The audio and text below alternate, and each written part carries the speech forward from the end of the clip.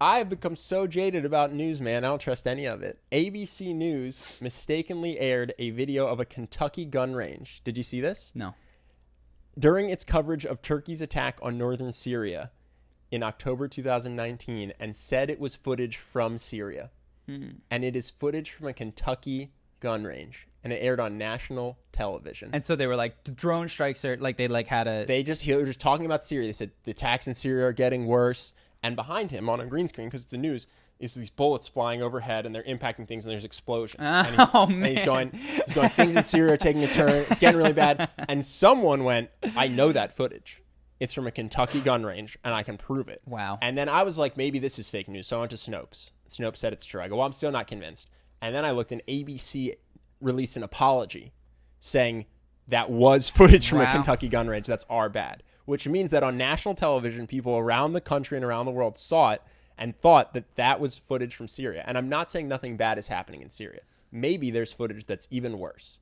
I just think it's fascinating that ABC could make that mistake, that somehow footage from Kentucky could get on air as if it were Syria. Jeez. And yeah, it was just, when Trump said fake news, I laughed. I went, what a hilariously weak attempt to undermine the people criticizing you. And now I'm much more on the bandwagon of fake news. Yeah. Don't trust things. Don't trust what you read on the internet. I don't honestly know what to do with news other than not participate in it, honestly. And I know that that's considered a sin amongst a certain group of people who think that being involved with your country and the political process is so important. But man, the editor has all of the power. Yeah. Right? Like, most people are not going to watch every Donald Trump speech, every Bernie Sanders speech, every Elizabeth Warren speech, and let alone let's presume that they're telling the truth 100% of the time in all of their speeches. Most people don't watch the entirety of anything. Of course not. So in order to assess these candidates, what you're getting are snippets chosen for you by some other person. Now, I'm not saying that these people are evil, but I'm saying that the tremendous amount of power that these editors get to take Bernie Sanders, who's 80 some years old, and go, here's who Bernie Sanders is in a paragraph. How could anyone? Here's a quote from a paper he wrote in college. Yeah. Which, by the way, was 700 years ago. Yeah.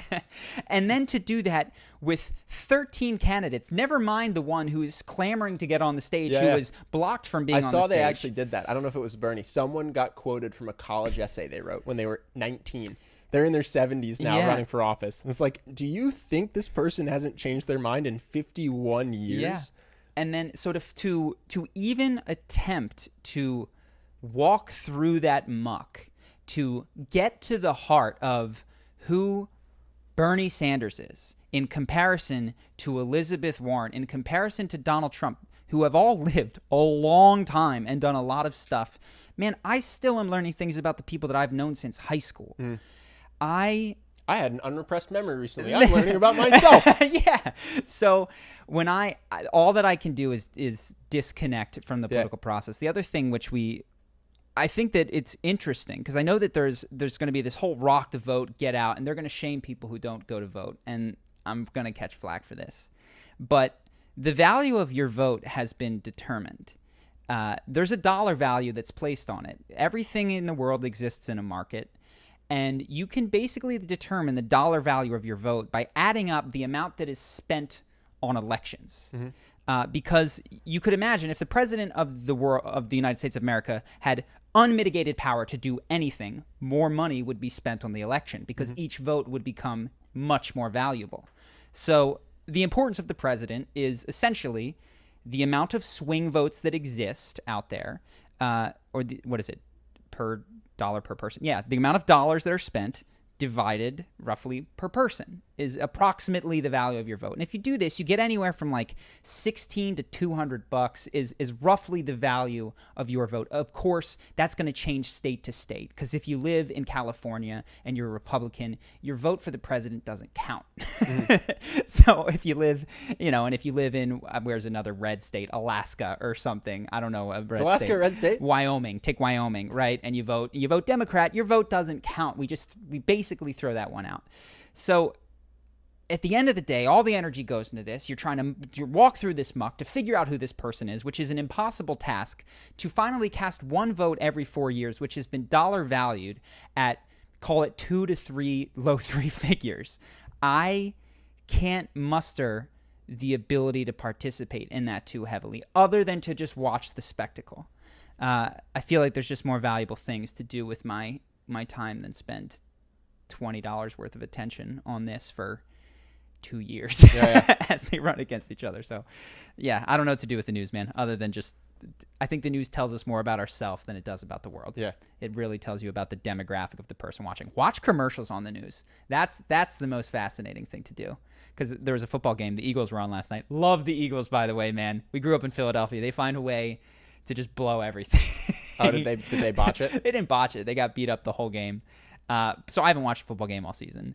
But I don't watch a ton of TV. But watching the ads is fascinating, man. It's like, it's a football associated with the telephone, associated with Lowe's, associated with like, be a man, paint your house, come to Lowe's. It's just fascinating what it tells you about the person who is watching the game and what they desire and what they want to be. And what Can you give a specific? Because this is vague. It was a Lowe's. It was a Lowe's commercial that I don't know exactly what it sold, but it was for a dad to make a better home and be more of a man by doing handiwork. And it's like, the guy who is watching this wants to be a good dad, be a better man, and provide for his family. Like, I know more about the guys watching this than I would if this was a news channel. Yeah. So it just, I don't know. I think that's the fascinating thing to do is watch the commercials, not the news.